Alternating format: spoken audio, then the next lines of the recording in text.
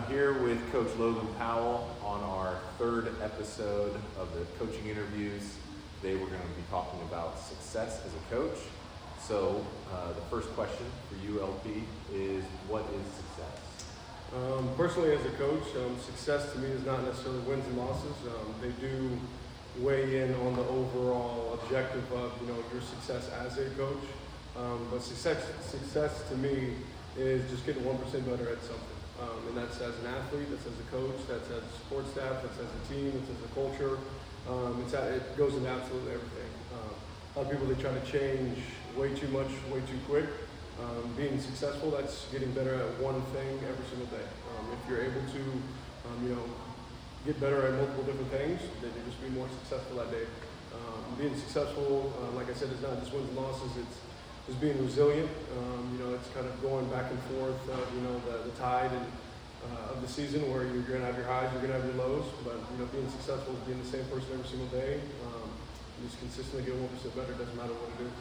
Cool. Yeah, so I hear some consistency in there, some incremental gains. So like on that topic, what do you find yourself, like what messages do you find yourself telling athletes about like their day-to-day success? Honestly, just the success is how they show up every single day.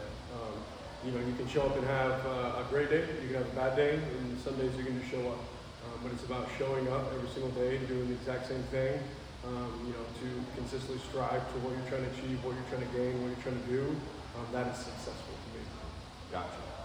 Okay, and then as a coach, how would you define a successful coaching career? A lot of people will chalk it up to wins and losses, total record. Some people hang their hat on that. Good for them. For me, it's just overall progression at the end of the day. It can be individual, it can be as a group, it can be as a team. But just consistent progression and growth is what is successful to me. You can take a program, you can have bare bones, and then you can slowly put some warmth to it, and kind of thrive in that that culture, that environment, going so on and so forth. But successful to me, kind of as a coach, is honestly just 100% just progression every single day. It doesn't matter what it is, how it is, it has to be progression going forward. Yeah, I like that. So like constant striving of more progression. Since you're a strength coach, you have maybe a little bit different perspective on seeing that daily or weekly progression. What are like some ways or some data points that you look at rather consistently to give you that feedback on progression? Honestly, it's what they did the week before. Can they stay there? Do they need to go up? Do they need to go down? Collective data and analytical data is very huge. Being a strength and conditioning coach, some days you might just not have a very good day at the end of the day. It doesn't mean you're unsuccessful that day. It doesn't mean that you're not going to still get better. You just might need a little bit more work in that kind of realm. But specific things that we look at, just in correlation with the volleyball team, jump height, your CNS activity with your nervous system, just your overall core stimulation of how well you're firing that day. And obviously it goes on to the court. You can see people that produce and that practice, put in the extra work to get a little bit better. Everything goes noticed. Yeah, that's good. I mean, that's I think one of the big differences, like between coaching a team versus coaching strength conditioning. It's nice to have like analytical data that you can go back to and refer and see progression over the course of the season. Because as a staff we look at that stuff, but you being down in the weeds with them, I bet it's a lot more like intense looking at that on a like much more focused scale. Every lift is my game day. Right. Yeah. It's good. And so then when you've gone along your career and you've worked with a ton of different coaches, what are some common themes that you're seeing among the ones that are more successful in the ways that you're like attributing success? Honestly, it's resiliency. You can have a great year. You can either stack off of that, or you can fall down. But being resilient through the highs and the lows. You gotta respect it. That's the biggest thing. Is when things aren't going your way, what are you going to do to be the exact same person as a coach every single day? Instilling that culture that definitely helps the team kind of thrive amongst unfortunate situations.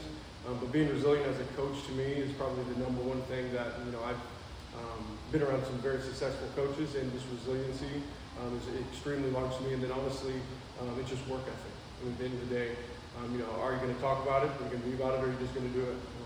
Each kind of attribute is a little bit different, but as a coach, you have to preach the same message, to the team. You got to follow those steps. You got to walk in those steps, and then you have to educate them as well. Yeah, so I'm hearing the consistency again, the big aspect of it, and then putting your words into action, leading by example. Of all the coaches you worked with, who would you say is like your favorite, or might be one of the best that you've seen do it in action? Honestly, it was my first strength and conditioning coach that I worked underneath, Jacob Miller. It was during COVID. I mean, a lot of people, kind of fell apart. And as a staff, as strength staff, we weren't allowed to, work out with athletes. They were, told to leave campus, to return at some date that no one knew and wasn't, communicated at all. Just how he was resilient through all that process. I mean, we had iPads hanging up throughout the whole weight room, watching guys work out. Just making sure that they were still getting the work in, even when half the the country and of collegiate athletics was just at home doing nothing. We didn't stop what we were doing just because of something was in front of us. The way that he kind of took that unfortunate kind of circumstance and then benefit off of it. I feel like our team got a lot stronger. They got a lot more kind of intimate in their own ways of like the true love and passion for the game is going to arise in a unforeseen circumstance. Yeah, it sounds like he was pretty creative and innovative with like making sure that he was able to be consistent and letting the guys put in that work using iPads to like facilitate probably keeping them safe while they were lifting, being able to observe. And it was just checking in on them. Yeah. I mean, like, as a strength coach, we're with them every single day. And whenever you get told to to go home and you don't know whenever you're going to come back, they miss that structure. And for him to be able to keep that structure, without, us having to necessarily be there with him, we were there virtually, like everyone else was in the world, but just to keep that structure going, that we had created, was definitely the biggest game changer that I've, been around, as a coach. Nice. Well, that's great. And then another question that we have is, so we're making these videos for a class, and almost a lot of the students in the class are aspiring to become coaches. So what's a couple words of advice for you? Like, what does it take to become a successful coach in the way that you view it? That you could go on and on about it, but at the end of the day, it's just passion. You can start to like something, and then you can fall out of love. You can, start very, very simple, like, in the class, and, you start interviewing certain coaches, you can get a better grasp and understanding of what that entails. At the end of the day, kind of the biggest thing that I would say is just passion. It doesn't matter what level of coach you are, what sport you coach, what event you coach, what type of coach you are. If you don't have passion at the end of the day, you're not going to love what you do. As a coach, personally, I absolutely love what I do every single day. I enjoy coming to work. I'm happy, spending time with my family. But also the teams that I work with, they're my family as well. The passion that I have for them, the care, just the overall work ethic, just doesn't matter what it takes, just get the job done. Those are just a few small things that I've kind of understood myself, and been able to grasp. And then also, with the coaches that I've been around, the elite coaches that I have been around have all had those attributes. Yeah, that's easy for us to tell, from our staff to our guys, easy to tell how much passion you bring every day into the gym and the weight room with them. So it goes a long way. And so kind of piggybacking off of that, last question is, giving advice of, making sure that you're passionate about what you're doing to aspiring young coaches. Once they have that passion, like what advice would you give them as far as how to go from being a student athlete or an undergrad student or a master's student, and then like what physical or objectives would you have for them to get to that next step of being a grad assistant, being a volunteer assistant, becoming an assistant coach, becoming a head coach? Like, what do you think the path looks like? Honestly, like my favorite thing that I was told whenever I was starting my coaching career is chase it.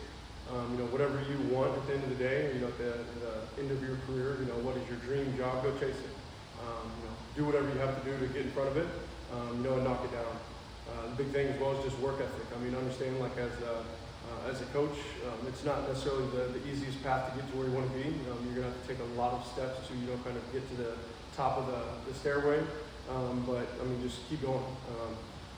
It's just the biggest thing is just chase it. I mean, whatever's in front of you, go do it. You might be unpaid, for certain parts of your career. You've got to understand it. If it was easy, everyone would do it. Just have the passion to set out what's in front of you and just go chase it. Go knock it down. Yeah, let that passion drive you, let it fuel you, and look for all the opportunities you can find.